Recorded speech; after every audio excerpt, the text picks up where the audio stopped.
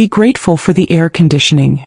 Those are the words my son said to me after I gave him my kidney and he used the money meant for my recovery to send his wife's mother to a 5-star resort. He thought my sacrifice entitled me to nothing more than basic utilities. He didn't realize it entitled me to the evidence I needed to have him investigated for felony fraud. Before I begin my story, let me know in the comments where you are listening from and what time it is. I just want to know, I'm not alone in this. And if you feel moved by what you hear, consider subscribing. It helps more people become aware of the reality of elder abuse. Now let me tell you what really happened. My name is Beatrice Mayweather, and for 66 years, my hands have been instruments of care. As a head nurse for nearly 4 decades, I've held the hands of the dying, cleaned the wounds of the injured, and celebrated with the recovering. My life was a testament to the quiet, steady work of mending what was broken. I thought I understood sacrifice. I had no idea.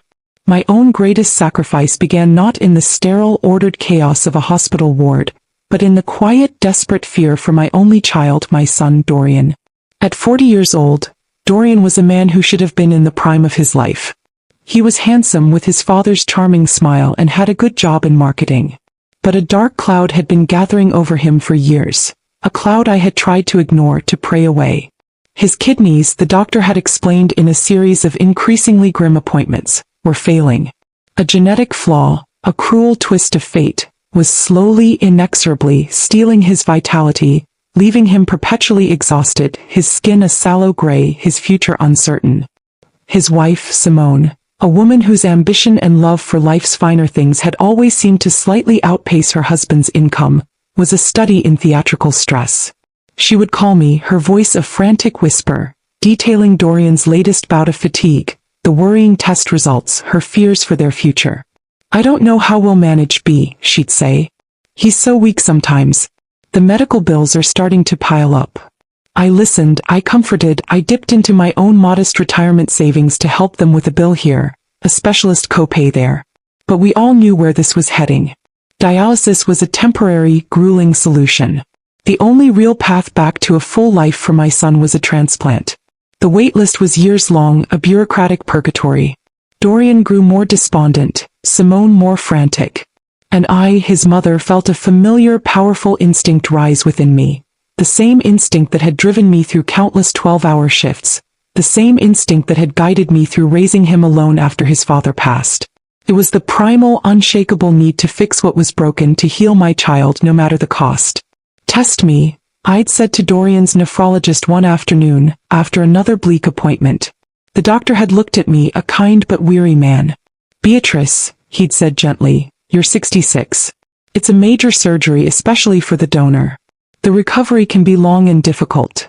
"I was a head nurse for 40 years, doctor," I'd replied, my voice quiet but firm. "I am not afraid of a long recovery. He's my son. Test me." And so they did. The series of tests was exhaustive, invasive. But through it all, a strange sense of peace settled over me. This was something I could do. It was not the helpless waiting, the fearful praying. It was an act of love made manifest, a tangible offering. The day the call came informing me that I was a perfect match, was a day of profound, tearful joy. A perfect match. It felt like a sign from God, a confirmation of the deep, unbreakable bond between a mother and her child. Simone had wept with relief when I told her. "Oh, B," she'd cried, hugging me tight. "You're saving him. You're saving us."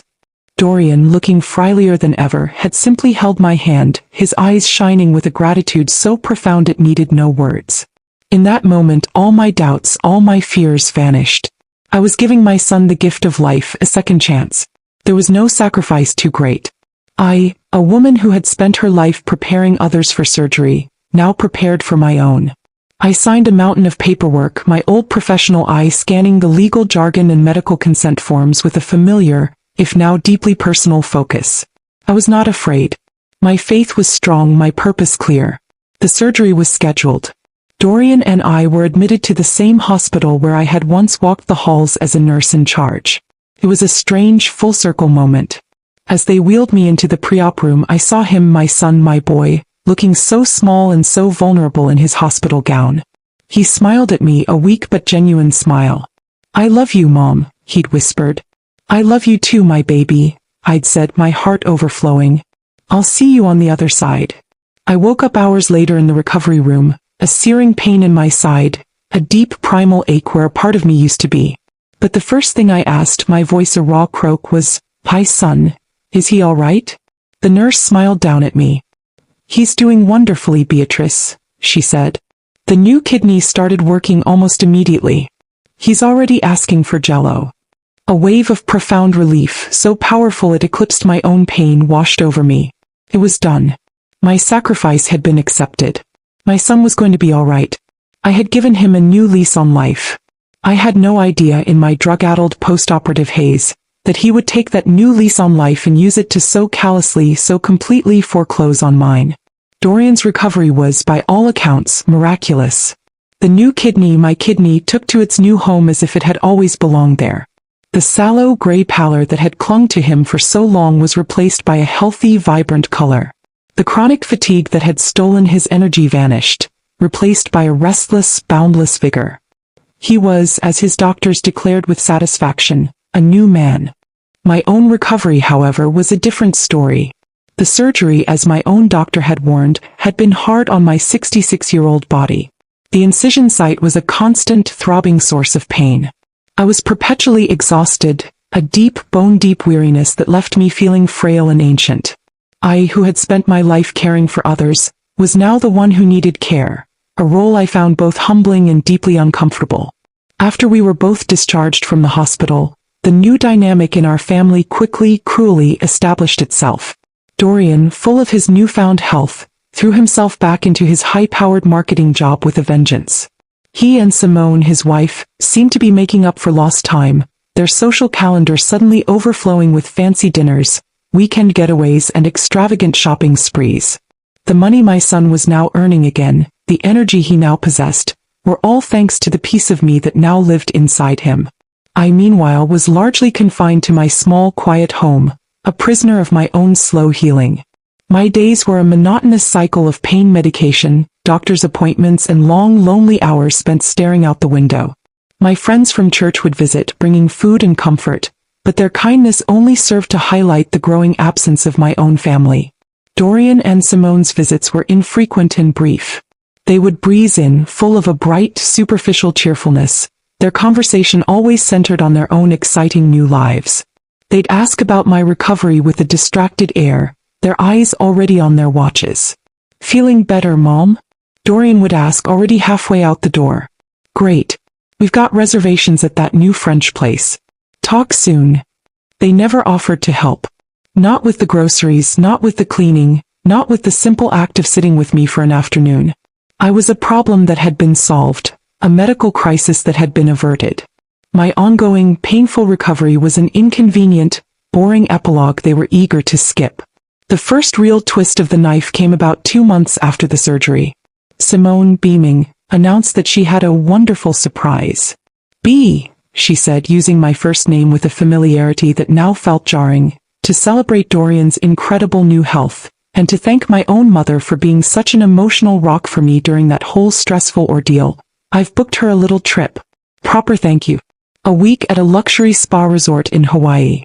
All expenses paid. She so deserves to be pampered." I stared at her, my heart a cold, dead weight in my chest. A luxury trip to Hawaii. For her mother. As a thank you for her emotional support. While I, the woman who had literally given a part of her own body to make this all possible, sat here in pain, unable to even drive myself to the pharmacy for my own pain medication refills. I tried to keep my voice steady. That's very generous of you, Simone," I managed. "But my own recovery has been quite costly. My insurance didn't cover all the aftercare, the special equipment I needed. I was hoping, Dorian, that you might be able to help me with a new recliner, one that would help with the pain in my side." They exchanged a quick, almost imperceptible look of annoyance. It was Dorian who finally spoke, his voice not filled with compassion, but with a cold, almost stunning impatience. "Mom," he said, his tone sharp, dismissive. "We just spent a fortune on this trip for Priscilla. We can't afford everything. You have a roof over your head. You have a working television. You have food in the fridge." He gestured vaguely around my simple, clean living room, his gaze landing on the air conditioning unit in the window. Be grateful for the air conditioning. Some people don't even have that. The words hung in the air, so cruel, so utterly devoid of gratitude that for a moment I couldn't breathe. Be grateful for the air conditioning. He had said that to me. To his mother who had given him her kidney. He was equating my life-saving, body-altering sacrifice with the basic utility of a functioning appliance. He was telling me that my comfort, my pain, my needs, were now an inconvenience, a line item on his budget that he was no longer willing to fund. The trip for his mother-in-law was a necessity. A chair to ease my post-operative pain was a luxury we couldn't afford. The humiliation was a physical thing, a hot, searing wave that left me feeling dizzy and sick. I looked at my son, at his healthy, vibrant face, a face made possible by my own suffering, and I saw a stranger. A cold, ungrateful stranger who had taken my ultimate gift of love and had valued it at less than a plane ticket to Hawaii for his mother-in-law. I didn't cry. I didn't scream. I was too shocked, too wounded for that. A profound, chilling silence fell over me. I see, I said finally, my voice a quiet, empty whisper. Thank you for clarifying my position in this family. They left soon after, oblivious, or perhaps indifferent, to the irreparable damage they had just inflicted. They left me alone in my quiet house with my aching side, my silent television, and my cool, functioning air conditioner. And as I sat there, the full weight of their betrayal settling upon me, a new thought, cold and analytical, began to surface through the pain. It was the thought of the head nurse I used to be, the woman who knew that every procedure, every treatment, every single item used in a hospital, generated a mountain of paperwork. Insurance forms, billing statements, explanations of benefits. A long, complicated, and very, very detailed paper trail. And I, in my preoperative haze, had signed every single one of them. What, I wondered with a sudden, chilling clarity, had I actually signed? What had my sacrifice, in their eyes, truly been worth? The cruel, dismissive words of my son, "Be grateful for the air conditioning," became the catalyst. For days, they echoed in the quiet of my home, a constant, grating reminder of the value he had placed on my sacrifice. My heartbreak, which had been a vast, immobilizing sea of sorrow, began to recede, leaving behind the cold, hard bedrock of my old self. Beatrice B. Mweather-Arn, head nurse, retired. For 40 years, my professional life had been defined by precision, by documentation, by an almost obsessive attention to detail. I had managed chaotic hospital wards, overseen complex patient charts, and navigated the labyrinthine world of medical billing and insurance claims. I knew that in the world of healthcare, nothing happened without a paper trail. Every swab, every pill, every hour of a surgeon's time, generated a code, a charge, a form. And a major surgery like a kidney transplant, that generated a mountain of paperwork so high it could blot out the sun. My grief for the loving son I thought I had transformed into the cold, analytical fury of a woman who suspects she has been the victim of a profound and elaborate fraud. He had treated my body like a spare part to be harvested. His wife had treated my sacrifice as a financial windfall to be spent on her own mother. And they had both treated me like a fool. It was time to audit the claim. The process began in my small home office, a room filled with neatly organized files and the faint, familiar scent of old paper. I still had the large, intimidating folder the hospital had given me upon my discharge, a thick sheaf of documents I had been too sick and too heartbroken to truly scrutinize at the time. Now I opened it with the steady, practiced hands of a claims adjuster reviewing a suspicious case. I spread the papers across my desk. Surgical reports, hospital invoices, pharmacy bills, and most importantly, the complex, multi-page explanation of benefits from Dorian's high-end corporate health insurance provider. I put on my strongest reading glasses and began to read, my old nurse's mind clicking back into its familiar analytical gear. The numbers were, as I knew they would be, staggering. The cost of the 2 surgeries, the hospital stays, the teams of doctors and nurses. It was a fortune, a sum that would have been impossible for us to cover out of pocket. As I read, I saw that Dorian's insurance had indeed performed remarkably well, covering the vast majority of the direct surgical and hospital costs, just as his doctors had assured us. But then I found it. Tucked away in a section titled, Ancillary Transplant Support and Donor Care, was a line item that made my breath catch in my throat. It was a benefit I had seen before in my professional life, but one that was usually reserved for the most comprehensive, executive-level insurance plans. It was a caregiver and recovery support stipend. My eyes scanned the description, my heart beginning to pound a slow, heavy rhythm against my ribs. The policy, it stated, provided a one-time lump sum payment to cover the foreseen and unforeseen costs associated with the living donor's recovery. This included things like in-home nursing care, physical therapy, specialized medical equipment, transportation to and from follow-up appointments, and compensation for any lost wages or household help required during the donor's convalescence. It was a benefit designed specifically for me, to ensure my recovery was as comfortable and as stress-free as possible. The amount of the stipend was listed at the bottom of the page, a single stark number that made me feel dizzy. $50,000. $50,000. A sum that would have more than covered a comfortable new recliner, a private nurse to help me a few days a week, taxis to my appointments, healthy prepared meals, everything I needed to recover in comfort and dignity. I searched frantically through the rest of the paperwork, looking for the check, the disbursement notice. And then I found it. A copy of the check itself, issued by the insurance company 2 weeks after my surgery. It had been made out to my son Dorian as the primary insured on the policy. And on the memo line the words were clear, unambiguous. For the post-operative care and support of donor Beatrice Mayweather. I looked at the back of the check copy, and there was his signature. He had cashed it. Weeks ago. He had taken the $50,000 that was explicitly, contractually meant for my care, for my recovery, for my comfort after I had given him my kidney, and he had kept it. And then he had looked me in the eye and told me to be grateful for the air conditioning while he used that very money to send his mother-in-law on a luxury vacation to Hawaii. The betrayal was so profound, so monstrous, so utterly depraved that for a moment I could not breathe. This wasn't just ingratitude anymore. This wasn't just selfishness. This was theft. This was fraud. I sat there in the quiet of my office, the damning piece of paper in my trembling hand, and I felt a coldness spread through me, a chilling calm that was far more dangerous than any hot-headed rage. The heartbroken mother was gone. The sentimental old woman was gone. In her place was a retired head nurse who had just uncovered a case of insurance fraud so egregious, so personally violating, that it made her blood run cold. I thought of my years of training, of the strict ethical codes I had lived by. I thought of the fraud investigations I had participated in at the hospital, the meticulous gathering of evidence required to bring wrongdoers to justice.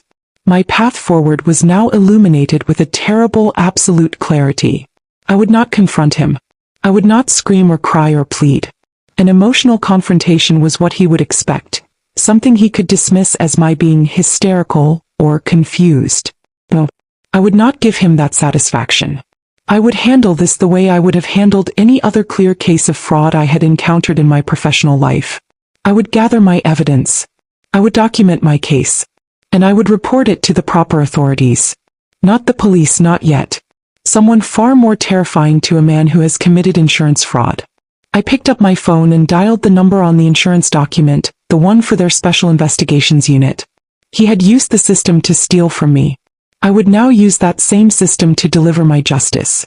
In the world of insurance where I had spent my entire professional life, there is no word more feared than audit. It is a cold, clinical, and utterly relentless process. A meticulous excavation of facts designed to uncover deceit. And a report to the Special Investigations Unit, the SIU as we used to call it, was the first step in unleashing that process upon an unsuspecting fraudster. I knew exactly what I was doing.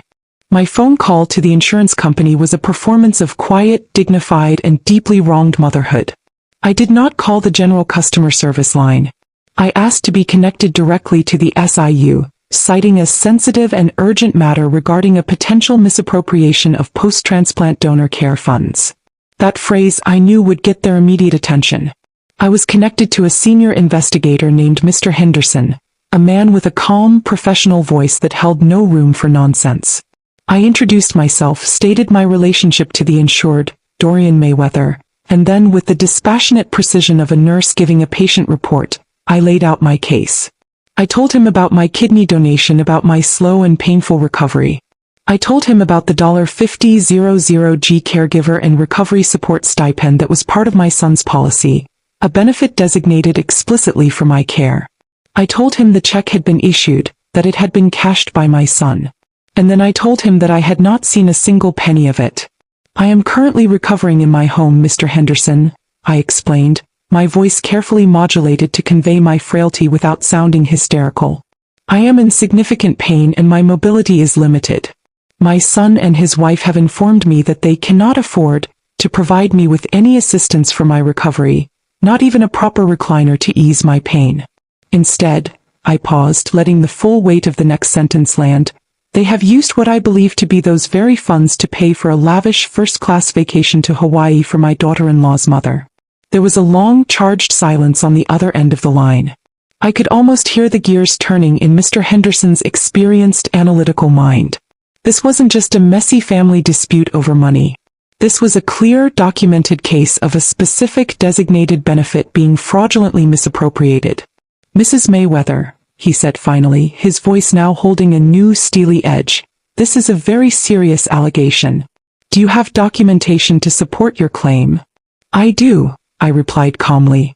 I have a copy of the original insurance policy outlining the stipend. I have a copy of the cash check which was in the paperwork the hospital provided.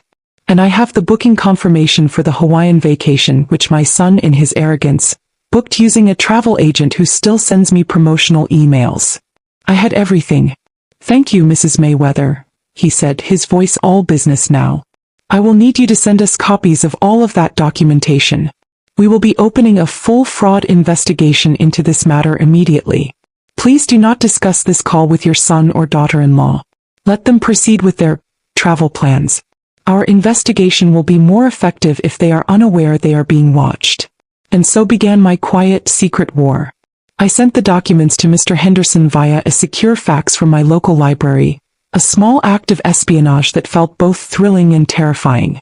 And then I waited, a patient spider in the center of a web I had just helped to weave. A week later, just as planned, Dorian and Simone dropped off Simone's mother, Priscilla, at her home after taking her to the airport. They stopped by my house for a brief, perfunctory visit, their faces full of a smug satisfaction. Priscilla is on her way to paradise. Simone had chirped, showing me pictures of the five-star resort on her phone. She so deserves it after all the stress of your surgery. I had just smiled, a small, quiet, knowing smile. I'm sure she does, dear, I'd said. I hope she has a wonderful time. They left, blissfully unaware that their world was about to implode. The investigation, Mr. Henderson later told me, was swift and brutal. His team contacted the travel agency and confirmed the Hawaiian vacation had been paid for by a new bank account opened by Dorian and Simone just days after they had cashed the $50,000 insurance check. They subpoenaed the bank records which showed the full $50,000 being deposited, and then immediately being used for the trip, a new designer wardrobe for Simone's mother, and a down payment on a new luxury car for Dorian. There were no expenditures on nursing care, on physical therapy, on a medical recliner for me. The fraud was blatant, undeniable. The insurance company's legal team prepared their case. They were not just seeking the return of the $50,000. They were pursuing a major fraud claim, an act they took very, very seriously as it was a direct theft from them facilitated by their client. The first official notice was sent not to Dorian but to his employer. It was a formal inquiry regarding his corporate health plan, raising questions about potential fraudulent activity. That I knew would be enough to set off alarm bells in any corporate HR department. The second notice was a certified letter to Dorian and Simone themselves, informing them that they were the subjects of a major fraud investigation by the insurance company's legal and security divisions, and that all further claims on their policy were suspended pending its outcome. The wellness audit, as I had come to call my revenge, was now fully in motion. They had taken the money meant to heal my body and had used it for their own selfish pleasure. Now the cold, impersonal and utterly relentless machinery of corporate and legal justice was about to descend upon them. They had told me to be grateful for the air conditioning. They were about to find themselves in a great deal of very, very hot water.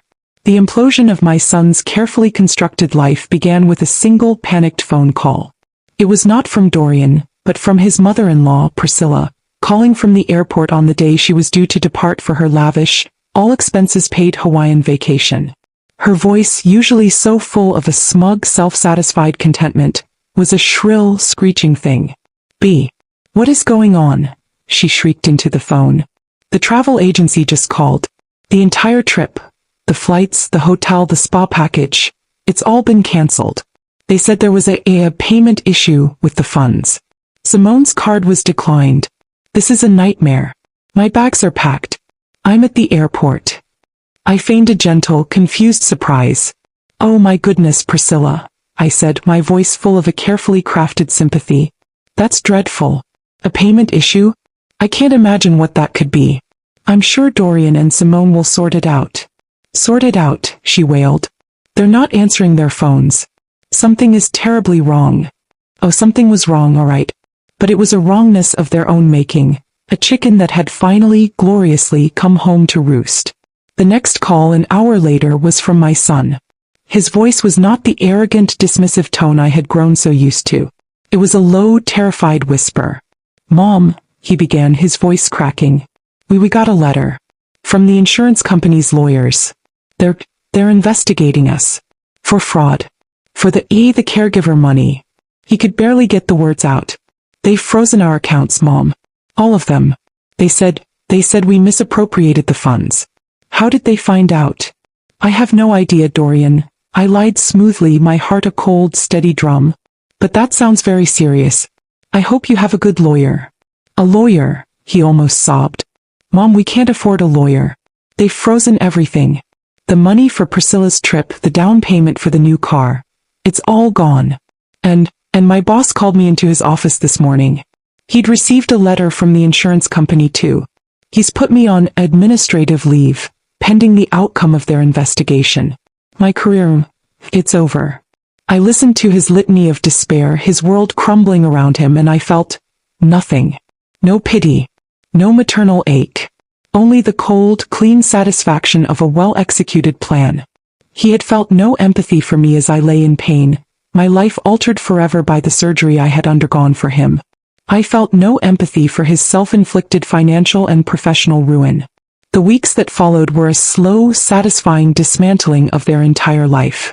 The insurance company's legal team was relentless. They were not just after their $50,000. They were making an example of Dorian and Simone. Insurance fraud, especially involving medical benefits, was a serious crime, and they had been caught red-handed. They were forced to hire a cheap, overworked lawyer who was no match for the insurance company's corporate sharks. They were buried in depositions, in audits, in a mountain of legal paperwork they couldn't possibly navigate. The evidence against them was irrefutable. The cash check meant for my care, the immediate expenditure on non-medical luxuries, the clear paper trail of their deceit. Faced with a devastating civil lawsuit and the very real threat of criminal charges, they had no choice but to settle. The judgment was brutal. They were forced to agree to repay the entire $50,000 with interest and penalties. The new car Dorian had been so proud of was repossessed. The down payment they had made on a new, even more extravagant house was lost. They were financially ruined. And the professional fallout was just as severe. Dorian was inevitably fired from his high-paying job. His reputation in the marketing world was destroyed.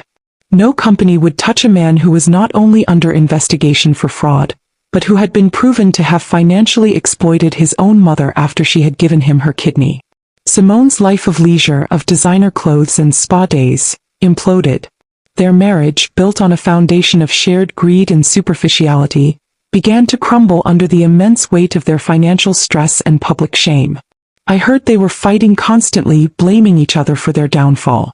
I meanwhile was quietly, peacefully recovering. My health was slowly returning. The physical pain was still there, a constant reminder of my sacrifice, but the emotional pain, the profound humiliation of their betrayal, had begun to recede, replaced by a quiet sense of justice served. My revenge was not loud or fiery. It was a quiet, bureaucratic, and utterly devastating takedown. I had used my knowledge of the system, the very system they had tried to exploit, to bring their world crashing down. I had simply reported a fraudulent claim, and the wheels of corporate and legal justice had done the rest. They had told me to be grateful for the air conditioning. I had instead turned up the heat until their entire fraudulent world had been incinerated. They had forgotten who I was, a woman who understood the fine print. And the fine print always comes with consequences. The final act of my story came not with a bang, but with a quiet, deeply satisfying phone call. It was about 6 months after the legal settlement had been finalized, 6 months after Dorian and Simone's life had been comprehensively dismantled by their own greed. It was a call from Mr. Henderson, the senior investigator at the insurance company's fraud unit. "Mrs. Mayweather," he began, his voice holding a note of profound respect, "I'm calling to give you a final update on our case regarding the misappropriation of your caregiver stipend." He confirmed that they had successfully recovered the full $50,000 from Dorian and Simone, a process that had apparently involved seizing what few assets they had left. "But that's not the primary reason for my call," he continued. "Our board of directors has reviewed your case in its entirety. They were, to put it mildly, appalled by the actions of your son and daughter-in-law. The level of personal betrayal, especially given the nature of your life-saving donation to your son, was something that resonated deeply with everyone here." He paused and I held my breath, unsure of what was coming next. "Mrs. Mayweather," he said, "it is a core tenet of our company that our medical benefits should be a source of healing and security, not a tool for fraud and abuse. The fact that your son's policy was used to inflict such profound emotional and financial distress upon you is something we find utterly unacceptable. Your story has prompted a full review of our policies regarding donor care stipends to ensure this can never happen again." He wasn't finished. "And as a gesture of our company's profound apology for the distress this situation has caused you, and in recognition of the dream vacation your sacrifice was so cruelly used to fund for someone else, the board has approved a special discretionary grant. We would like to offer you a complimentary 7-day luxury vacation for 2 at a 5-star resort of your choosing in Hawaii, all expenses paid by us. Furthermore, we will be providing you with a generous stipend for your travel and personal expenses." I was stunned into silence. I couldn't speak. A free trip to Hawaii? The very trip they had stolen from me now being offered as a gift? "We know it cannot undo the pain you have experienced, Mrs. Mayweather," Mr. Henderson said gently. "But we hope it can, in some small way, help to create a new, beautiful memory to replace the ugly one that was forced upon you." Tears streamed down my face, but for the first time in a very long time, they were tears of pure, unadulterated joy. The story of my revenge, then, ends not in a courtroom, not in a lawyer's office, but on a sun-drenched balcony in Maui a few months later. I had taken my best friend Janice with me, her laughter a joyful sound I hadn't heard in years. We were staying in a magnificent suite, with a view of the turquoise ocean that was so beautiful it made my heart ache. I thought of Dorian and Simone. I had heard they had finally, acrimoniously, divorced. He was working a menial job, struggling to pay off his debts. She had moved back in with her mother, her dreams of a lavish life turned to dust. Their greed had cost them everything. My sacrifice, my kidney, had given my son a new life, a life he had so callously, so ungratefully, thrown away in his pursuit of shallow pleasures. But his betrayal, in a strange, ironic twist of fate, had given me a new life too. A life of peace, of security, and of unexpected, beautiful adventures. I raised my glass of pineapple juice, the warm Hawaiian sun on my face, the scent of plumeria in the air. My payback had been more complete, more poetic than I could have ever imagined. I hadn't just gotten justice, I had gotten paradise. I had been told to be grateful for the air conditioning. Instead, I was grateful for the sunshine, for the gentle waves, for the quiet strength I had found within myself. I had been through the fire and I had emerged not just unscathed but reborn. And this new life, this beautiful, peaceful, triumphant life, was all my own.